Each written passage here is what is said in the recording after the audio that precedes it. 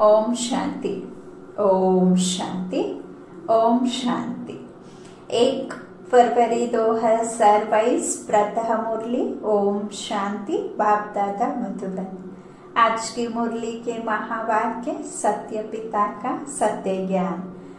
हम मीठे बच्चों प्रति बाबा ने कहा, मीठे बच्चे, सारे कल्प में बड़े से बड़ी हस्ती यह ब्रह्मा है।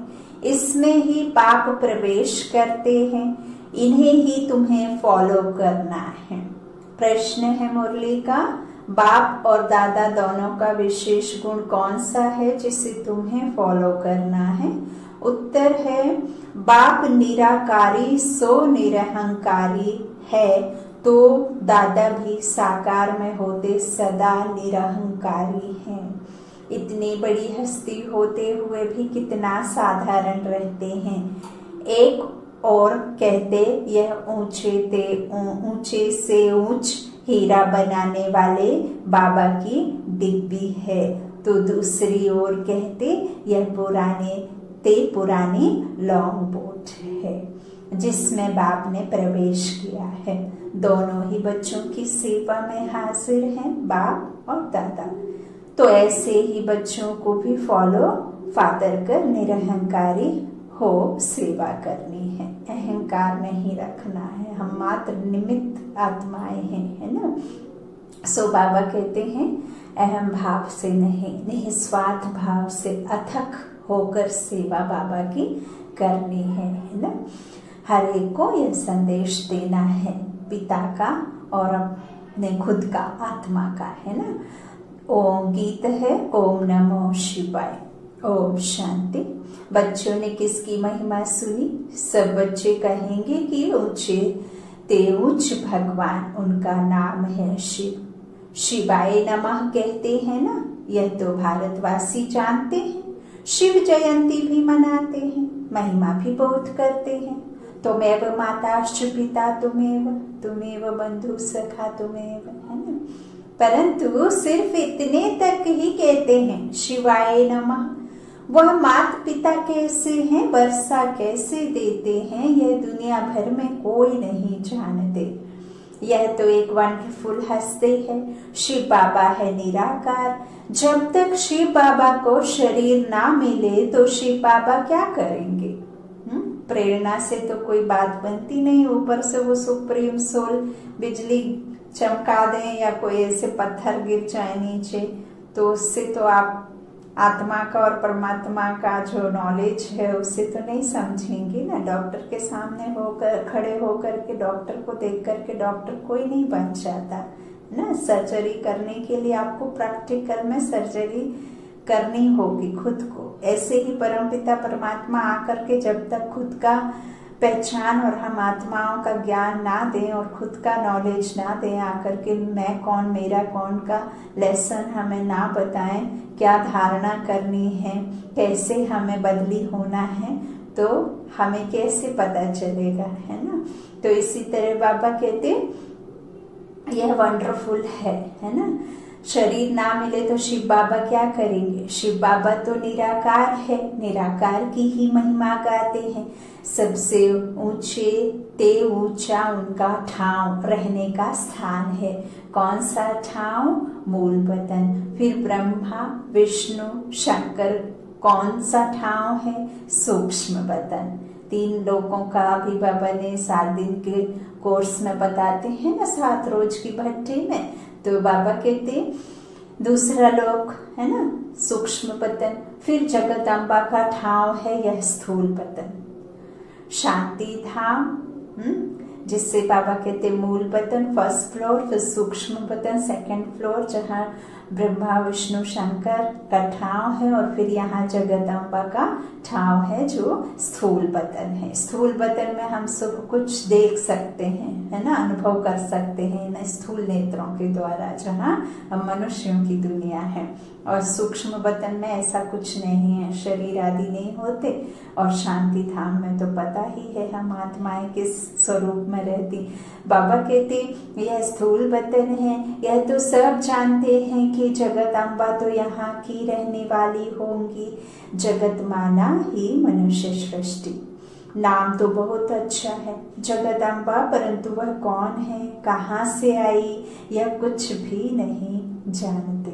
जान पहचान कहाँ से मिली, जरूर कोई मनुष्य हस्ती से मिलनी चाहिए जिसमें परमपिता परमात्मा आवे।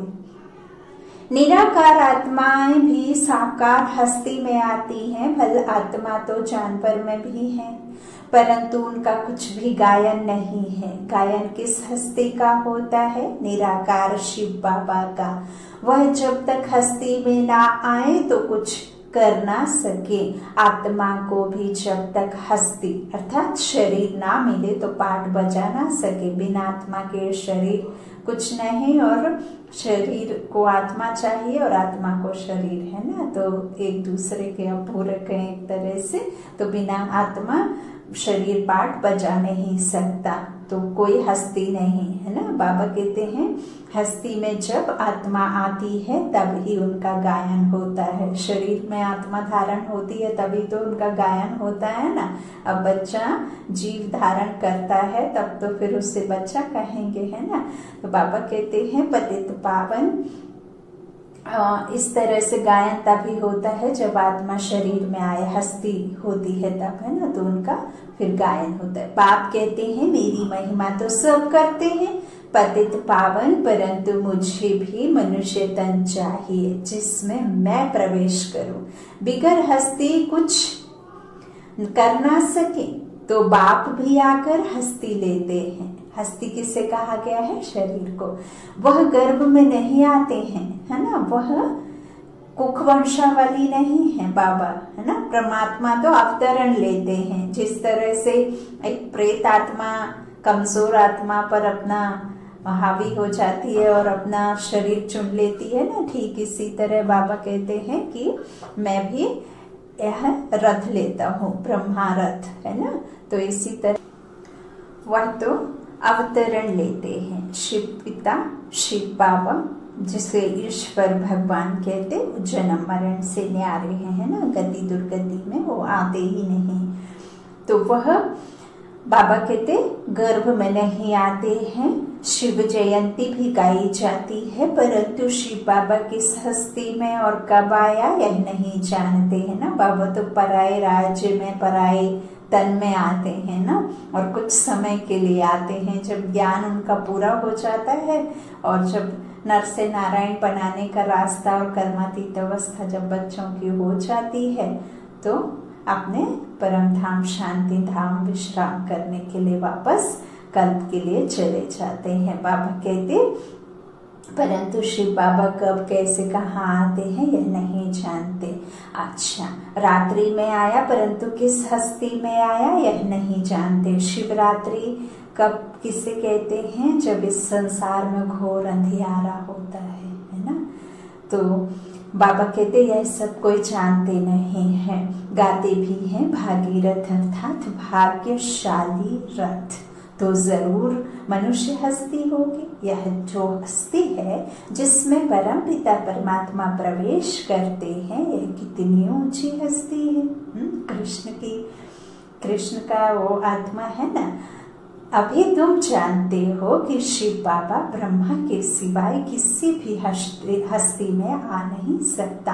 परम पिता परमात्मा ब्रह्मा द्वारा ही आकर मनुष्य सृष्टि रचते हैं, वो खुद नहीं रचाते हैं, ब्रह्मा के द्वारा, है ना। तो जब जब भारत बहुत दुखी और भ्रष्टाचारी हो जाता है, तब परम पिता परमात्मा इस हस्ती में प्रवेश कर तुम्हें सुखी श्रेष्ठाचारी बनाते हैं। इस भागीरथ बिगर शिव बाबा भी कुछ कर नहीं सकते। कोई तो चाहिए ना। यह हस्ती शिव बाबा की है, यह ना हो तो तुम शिव बाबा से वर्षा पा नहीं सकते। गाया भी जाता है प्रचम पिता ब्रह्मा अर्थात त्रिमूर्ति ब्रह्मा। देव देव महादेव कहते हैं। इन तीनों में भी ब्रह्मा का नाम ऊंचा क्यों? ब्रह्मा तो यहाँ ही है जिसके रथ में आते हैं। विष्णु और शंकर को देवता कहते हैं। अच्छा, जो ब्रह्मा है उनको देवता कहना चाहिए, हाँ, कहना चाहिए। वह तो है प्रजापिता ब्रह्मा, मनुष्य तन चाहिए। गाया भी हुआ है, प्रजापिता ब्रह्मा द्वारा सृष्टि रचते हैं, तो जरूर ब्रह्मा मुख से ही ब्राह्मण रचेंगे। तो यह कितनी बड़ी हस्ती है, परंतु है कितनी साधारण। इतनी बड़ी हस्ती, इनका रहन सहन देखो कितना साधारण है, कितना निरहंकारी है। अभी आकर तुम्हारी सेवा में उपस्थित हुआ है, देखो कैसे बैठ पढ़ाते हैं। तुम क्या पढ़ते हो? तुम कहेंगे हम राजयोग की पढ़ाई पढ़ते हैं। कौन पढ़ाते हैं? परमपिता परमात्मा। तो छोटे बड़े बूढ़े जवान सब पढ़ते हैं इस ईश्वरीय विश्वविद्यालय में, है ना। यह ईश्वरीय कॉलेज है मनुष्य से देवता अथवा विश्व का मालिक बनने का।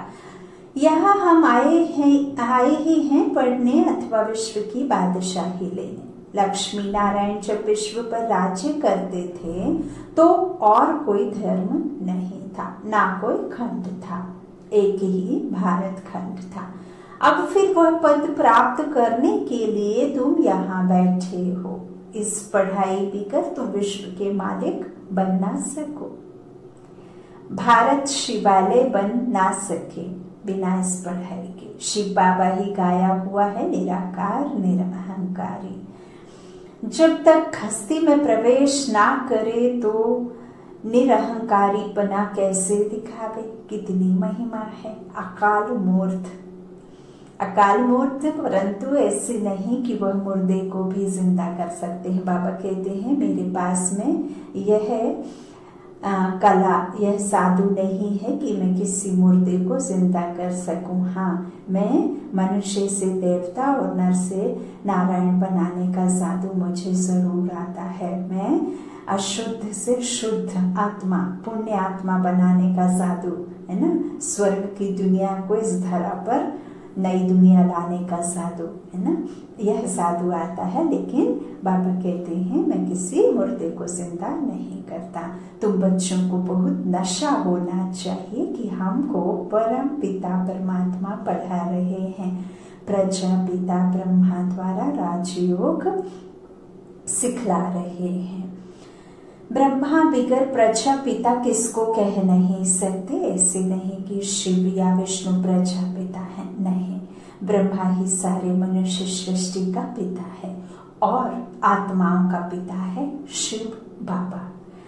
बाकी उस पिता को तो कोई जानते ही नहीं, अपनी आत्मा को ही नहीं जानते। कहते हैं बाबा कहते हैं पुण्य आत्मा पाप आत्मा, फिर क्यों कहते हम ही आप परमात्मा हैं। कितनी ठगी है।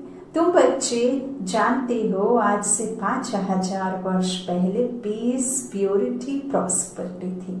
अब बाप कहते हैं मैं आकर सबको नॉलेज देता हूँ। पहले तुम कुछ नहीं जानते थे, बाप से ही जानी जाती है। अब निराकार की बायोग्राफी कैसे हो सकती है ना।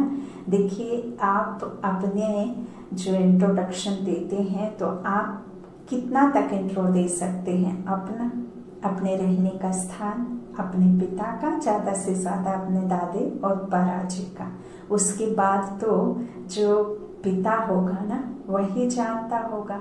तो अब यहाँ हम निराकार आत्माएं हैं और हम निराकार आत्माओं का बेहद का बाप परमात्मा है, तो वही जानेगा ना अपने बच्चों का कि कौन मैं कौन हूँ और मेरे बच्चे कौन हैं, है ना। कैसा खानदान है, क्या है बिरादरी, क्या है इस दुनिया की रचना, रचता ही जानेगा ना। तो जितना आपको पता होगा उतना तो आप बता सकते हैं, लेकिन बाकी जो खुद की बायोग्राफी है वो तो सिर्फ और सिर्फ वही बता सकता है जिसे जो नॉलेज होगा, ज्ञान होगा, है ना। तो बाबा कहते हैं सिर्फ आत्मा की बायोग्राफी नहीं हो सकती है। बाबा कहते अब निराकार की बायोग्राफी कैसे हो सकती है। जरूर जब साकार में आए तब बायोग्राफी हो, तो सिर्फ आत्मा की नहीं हो सकती। जीव आत्मा बने तब पुनर्जन्म में आवे और बायोग्राफी भी हो। बाबा कहते हैं यह सब बाप से ही जानी जाती है। वे लोग कहते हैं 84 लाख योनियां हैं, बाप कहते हैं 84 लाख जन्म थोड़े ही होते हैं। अभी 84 जन्मों में ये हालत है, ऐसे भूखमरी है, ऐसे मृत्यु हो जाती है बैठे बैठे मनुष्यों के एक्सीडेंट से, भूख से, है ना, तो ना जाने क्या क्या बीमारियों से। तो अभी ये हालत है, रहने को जगह नहीं, खाने को खाना नहीं है, तो 84 लाख होंगे तब क्या होगा। देखिए जरा सोचिए, बाबा कहते हैं 84 लाख थोड़े ही होते हैं, यह सब गपोड़े हैं। बाप खुद कहते हैं मैं ब्रह्मा के तन में आकर तुमको वेदों का सार समझाता हूँ, साथ साथ राजयोग सिखलाता हूँ और रचयिता रचना के आदि मध्य अंत का राज भी समझाता हूँ। जब पहले पहले बड़े बड़े ऋषि मुनि ही नहीं जानते थे तो उन्हों की औलाद फिर कैसे जान सकती। तो देखो बड़े ते बड़ी हस्ती कितने साधारण रूप में है। ऊंचे ते उच्च हीरा बनाने वाला बाप है, उनकी यह डिब्बी है। रथ कहो, पुराने जूते कहो, सबसे पुरानी जूती यह है। पहले पहले जब आत्मा आती है तो बिल्कुल नंबर 1 थी। श्री नारायण को नंबर 1 रखेंगे, श्री लक्ष्मी भी प्लस में हैं। उन्होंने भी पुनर्जन्म लिए, पहले सूर्यवंशी फिर चंद्रवंशी में ऐसे जन्म लेते। 84 का हिसाब, 84 का भी हिसाब चाहिए ना। 84 लाख का हिसाब तो कोई बता ना सके। 84 लाख जन्मों के कारण फिर कल्प की आयु भी लाखों वर्ष लिख दी है। अगर लाखों वर्ष होते तो भारतवासी हिंदू बहुत होते, परंतु यह संख्या और ही कम है। भारत का देवी देवता धर्म प्रायः लोप हो गया है। कोई भी अपने को देवता नहीं कह सकते, क्योंकि देवता तो सर्वगुण संपन्न थे, निर्विकारी थे। अब वह है नहीं। रावण राज्य है ना कि राम राज्य है ना, यह रावण राज्य है, राम राज्य थोड़े ना है। तो राम राज्य का रावण राज्य में कोई हो ही नहीं सकता, और राम राज्य में रावण का और रावण में राम का, है ना। तो ऐसे कोई निर्विकारी, जहाँ विकारी होते वहां कोई हो ना सके। जब स्वर्ग होता है, जब नरकवासी, कोई वहां हो नहीं सकता। तो बाबा कहते हैं यहाँ कोई नहीं है, यह तो रावण राज्य है, ना कि राम। दुनिया वाले ना राम की ना रावण की बायोग्राफी को जानते हैं। दिन प्रतिदिन रावण की पाक बढ़ती जाती है, दुनिया पतित होती जाती है ना। जब अति होती है तभी तो अंत होता है। तो 16 कला से गिरते गिरते 9 कला। सब कहते मुझ निर्गुण हारे में कोई गुण नाही, आरती गाते हैं ना, आपे ही तरस करो। तो हम सर्वगुण संपन्न 16 कला संपूर्ण बने। भारत पहले परिस्थान था, कहने मात्र तो कहते हैं, परंतु सृष्टि चक्र को कुछ जानते नहीं। बाप कहते हैं तुमको माया ने तुच्छ बुद्धि बना दिया है, परंतु अपना घमंड कितना है। तुम बच्चों को बाप कहते हैं मीठे बच्चे, तुम राम को याद करो तो माला में पिरोने लायक बन जाएंगे। रुद्र माला के बाद होती है विष्णु माला। भगत माला में भक्तों की महिमा होती है। यह रुद्र माला फिर विष्णु माला में पिरोनी, यानी विष्णु के राज्य में जाते हैं। कितना ऊंचा ज्ञान है। संन्यास भी 2 प्रकार का है, वह है हठ योग संन्यास। कर्म संन्यास तो कभी हो नहीं सकता, क्योंकि हमने शरीर लिया है तो कर्म तो जरूर करना पड़े। इसीलिए बाबा ने कर्म योगी, सहज योगी, श्रेष्ठ योगी, राजयोगी, है ना, राज ऋषि कहा। तो बाबा कहते हैं अब तन लिया है तो कोई ऐसा हो ही नहीं सकता कि कर्म योगी ना हो, है ना। तो इस तरह संन्यास भी बाबा कहते हैं 2 प्रकार के होते हैं। कर्म से कोई संन्यास ले नहीं सकता, कर्म संन्यास हो नहीं सकता। कर्म बिगर तो मनुष्य रह नहीं सकता। प्राणायाम चढ़ाकर बैठ जाए फिर भी कर्म तो करेंगे ना। अनेक प्रकारों से प्रैक्टिस करते हैं। वह कोई राजयोग नहीं है, वह सिर्फ और सिर्फ शरीर के लिए है ना। लेकिन आत्मा का योग तो सिर्फ और सिर्फ परमात्मा से लगाने से ही होता, और परमात्मा ही आकर बताते हैं कि राजयोग क्या है और किससे लगाना है और इससे क्या मिलता है, आत्मा शुद्ध कैसे बनती है ना।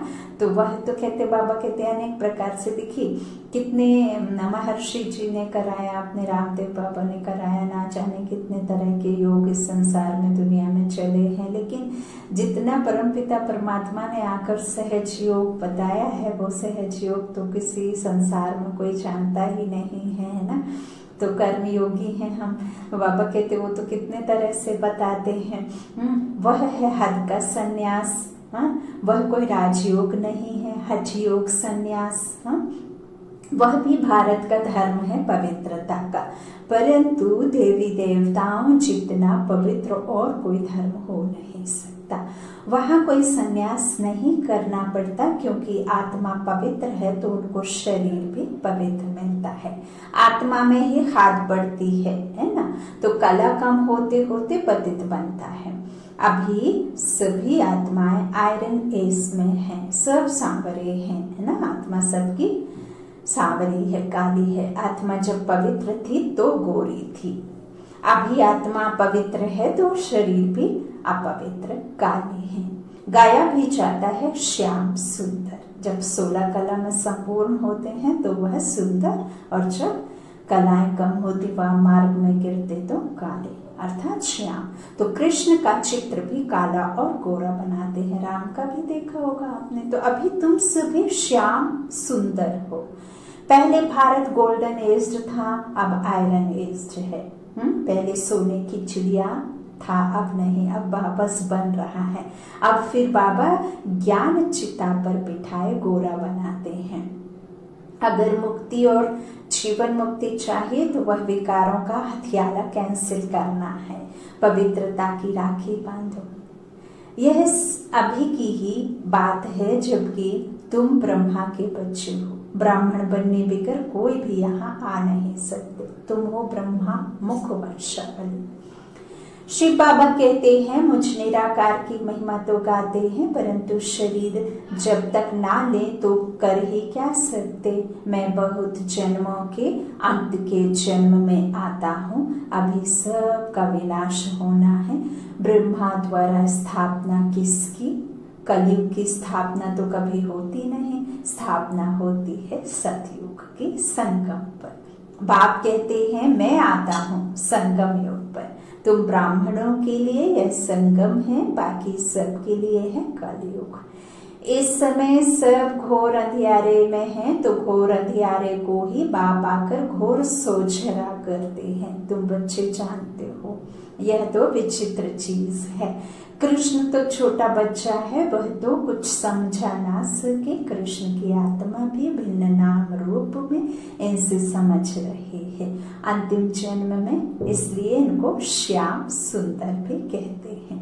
अच्छा, मीठे मीठे सिकिलाधे बच्चों प्रति माता पिता बाप दादा का याद प्यार और गुड मॉर्निंग। रूहानी बाप की रूहानी बच्चों को नमस्ते। हम रूहानी बच्चों की रूहानी माता पिता बाप दादा को याद प्यार और गुड मॉर्निंग। शुक्रिया बाबा, मीठे बाबा, प्यारे बाबा। धारणा के लिए मुख्य सार, पहला बाबा ने कहा बाप दादा के समान निरहंकारी और निराकारी बनना है, सबकी सेवा करनी है। दूसरा, मुक्ति जीवन मुक्ति के लिए पवित्रता की राखी बांधनी है, ज्ञान चिता पर बैठना है।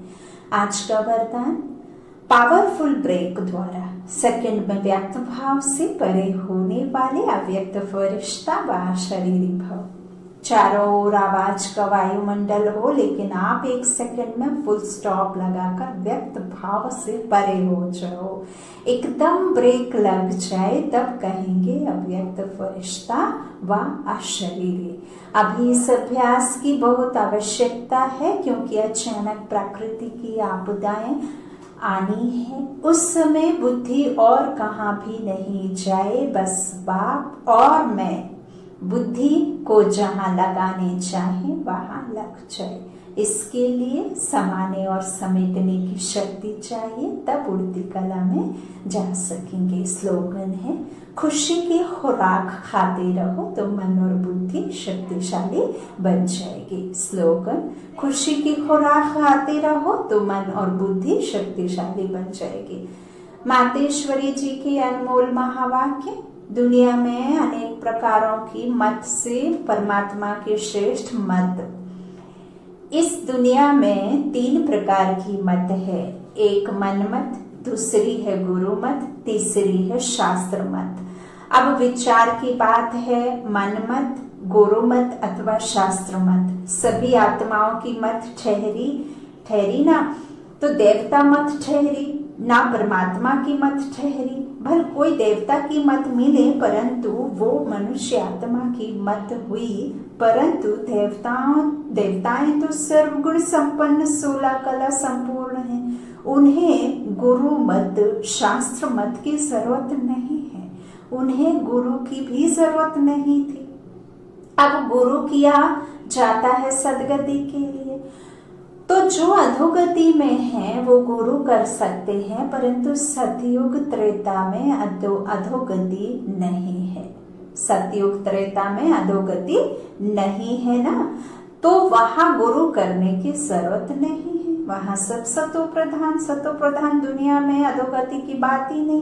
तो वास्तव में सच्चा गुरु एक परमात्मा है जो सर्व आत्माओं को सदगति देने इस ड्रामा के अंत में आता है। बाकी तो सभी नाम मात्र गुरु हैं, क्योंकि कोई भी मनुष्य आत्मा मुक्ति और जीवन मुक्ति का रास्ता बता नहीं सकती। देवताएं भी मनुष्य से देवता बने हैं, बाकी वे कोई तीसरी आंख वाले या 4 भुजाधारी नहीं थे। लोग तो समझते हैं कि देवताएं कोई मनुष्य से भिन्न होंगे। हाँ, भिन्नता यह है कि वो 16 कला संपूर्ण होने के कारण बहुत पवित्र हैं, उनके संस्कार शुद्ध थे। बाकी मनुष्य तो मनुष्य थे। मनुष्य में जब देवी गुण हैं तो उन्हें देवता कहेंगे। अब यह मत हमको स्वयं परमात्मा द्वारा मिल रही है। हम मनुष्य मत या गुरु मत पर नहीं है, हम चल रहे हैं परमात्मा की मत पर। सभी आत्माओं से परमात्मा की जरूर श्रेष्ठ मत होगी। अच्छा, ओम शांति, ओम शांति।